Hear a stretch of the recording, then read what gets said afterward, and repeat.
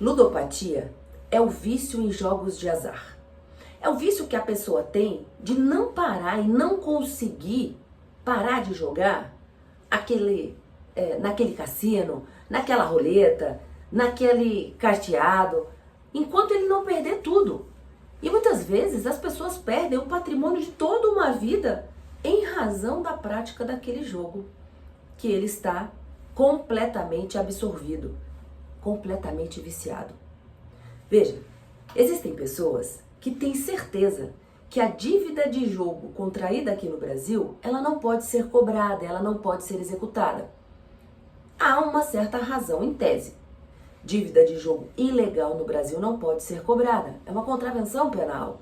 Mas e quando o jogo de azar é legalizado, supervisionado pelo governo, pode ser cobrada essa dívida? Pode.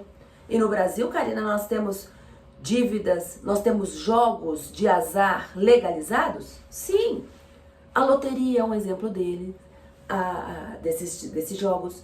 As bets que hoje, comem e engolem os Bolsa Família distribuídos aí pelo Brasil todo, também são jogos de azar e são legalizados no Brasil. Mas a situação chega até o STJ, que acaba decidindo que uma dívida contraída em um cassino dos Estados Unidos, à base de $1 milhão, cerca de aproximadamente, 3,6 milhões de reais, pode sim ser executada no Brasil. E qual não é a surpresa desse devedor ao se deparar com uma decisão dessa no STJ? A decisão é recente, do dia 13 de maio de 2025. O STJ confirmou uma decisão do Tribunal de Justiça de São Paulo que condenou esse mesmo homem ao pagamento dessa dívida contraída sob 3 principais fundamentos. O primeiro deles, a aplicação do artigo 9º da Lei de Introdução às Normas do Direito, que diz o seguinte: quando uma obrigação for contraída num país estrangeiro, é possível que se peça a aplicação da lei estrangeira para a execução dessa dívida no Brasil. E veja, o segundo argumento é de que, havendo equivalência da lei estrangeira com a lei brasileira, é possível que haja a cobrança dessa dívida de jogo. Lá nos Estados Unidos, é possível a cobrança de dívida contraída a partir desses jogos em cassinos, porque os cassinos lá são legalizados. Aqui no Brasil, os cassinos não são legalizados, não são permitidos. Mas as dívidas de jogos de azar legalizados no Brasil, é possível sim a sua execução.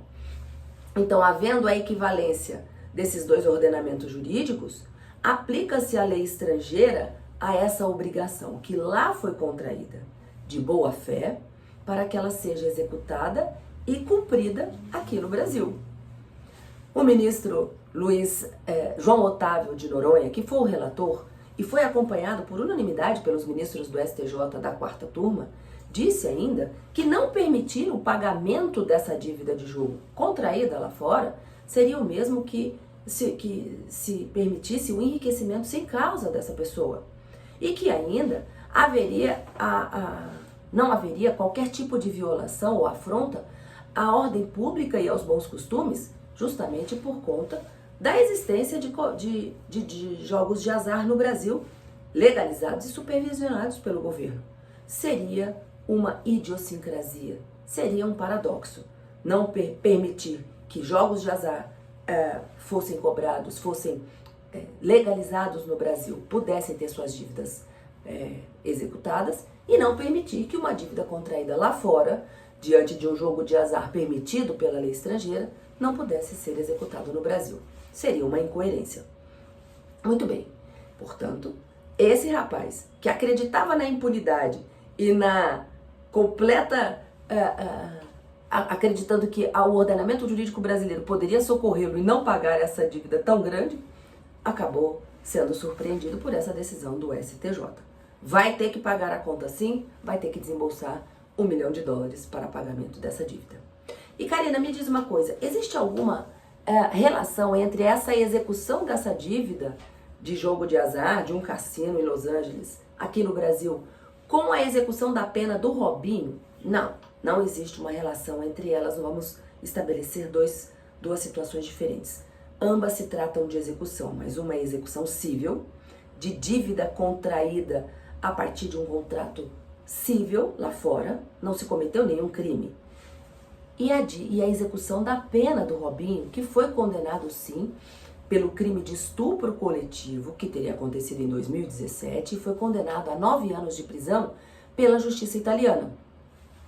A justiça italiana poderia ter pedido a extradição do Robinho, mas lá eles já sabem que o Brasil não extradita os seus brasileiros natos por conta da Constituição Federal. Então, por força de um acordo de execução, um acordo de cooperação jurídica internacional para cumprimento da execução da pena no local onde se encontra Robinho, que é aqui no Brasil, foi feito entre Brasil e Itália.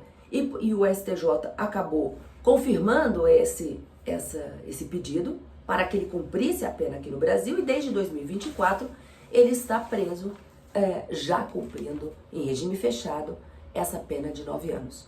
Mas veja, não há relação entre essas duas situações. Uma é cooperação jurídica internacional em matéria penal para execução da pena, e outro se trata de execução de dívida contraída no exterior e a aplicação da pena da legislação estrangeira aqui no Brasil para a execução dessa dívida. Robinho, só para a gente encerrar esse nosso vídeo de hoje, ele continua cumprindo a pena, mas continua lutando e brigando para que a pena de 9 anos seja reduzida lá no STJ. O recurso ainda não foi julgado, mas assim que tiver, a gente traz notícias.